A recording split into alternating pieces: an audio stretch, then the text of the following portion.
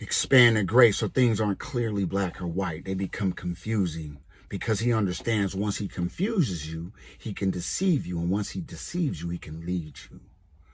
So what I hear a lot of Christians being confused by, they seem to pull their knowledge or where they decide to make a perspective or have an opinion or perception of how this should be handled, a thing, a social issue, political issue, a cultural issue, or a biblical issue, is I hear some of them extract parts of the Old Testament. Like you have some Christians who try to juxtapose being an American as the same as being a Jewish Israeli in the Old Testament. You know, you'll hear them refer, well, we allowed to do this and do that because in the Old Testament, God said, kill them all.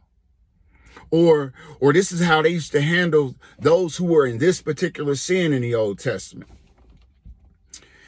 And what I would ask you is this: any of you who decide to make those opinions or have that perspective or think that that's how you should manage your decision making, understand anything you're extracting from the Old Testament and saying this is what he used to say do by the law, that means you're under the old covenant. You're under the old covenant. So if you're under the old covenant and you're under the old covenant, if you try to say someone else should be judged by that standard, it automatically makes you under that standard. Whatever measure of judgment you cast upon one, you should receive yourself. That's Bible. Just know, if you're under the old covenant, every law under the old covenant applies to you. And if you broke one, the Bible says you broke all of them. I'm not under the old covenant.